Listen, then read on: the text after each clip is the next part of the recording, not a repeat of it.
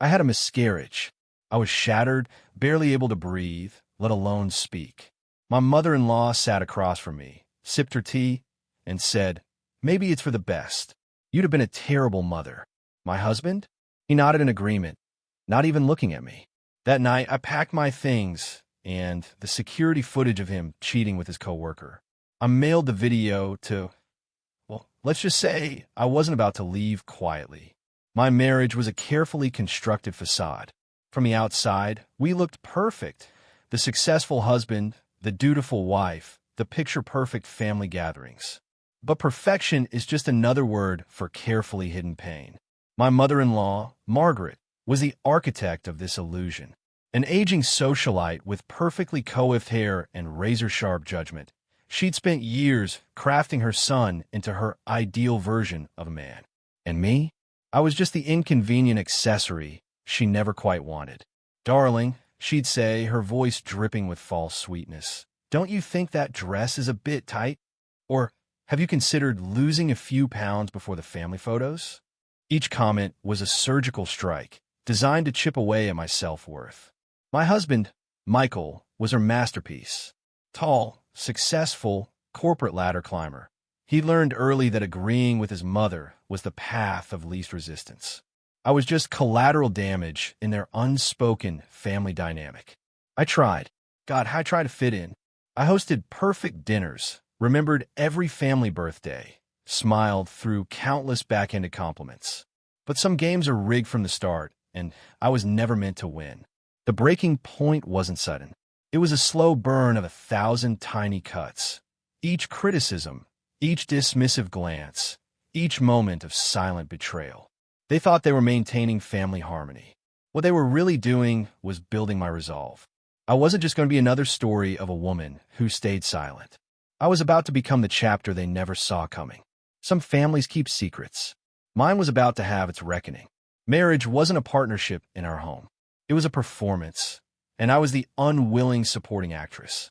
Michael's career was everything. Investment banking, long hours, corporate retreats. But I knew the truth.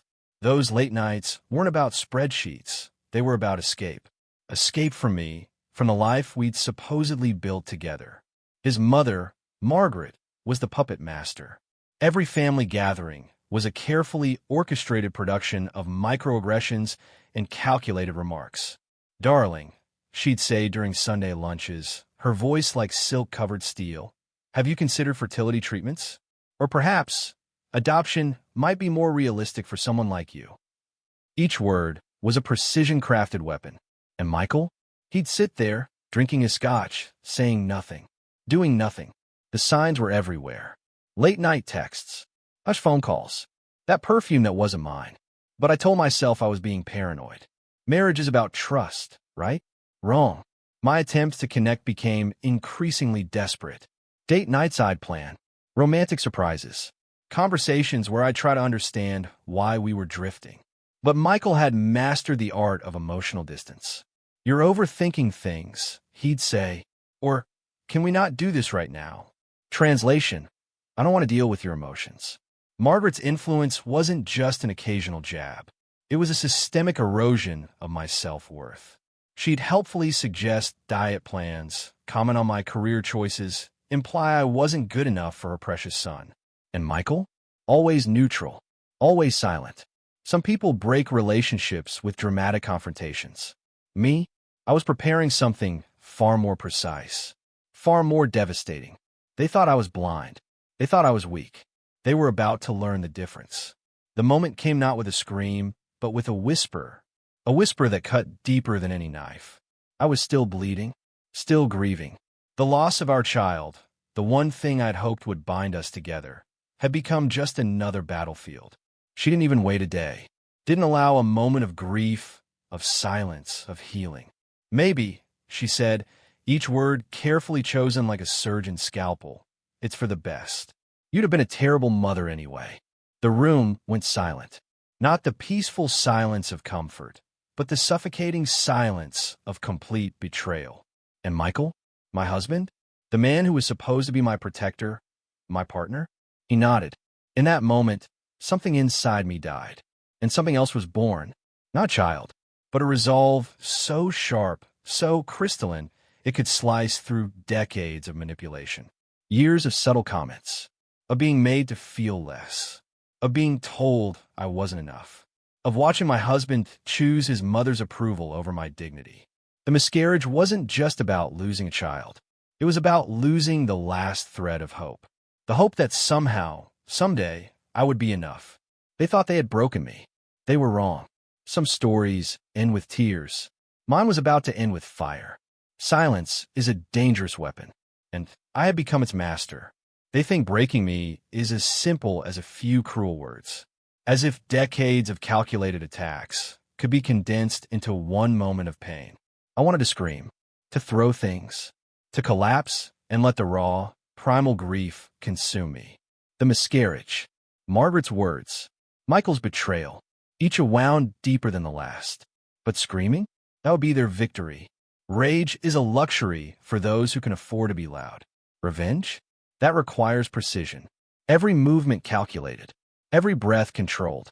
I wasn't just planning an exit. I was orchestrating a symphony of exposure. They spent years trying to make me small, invisible, insignificant.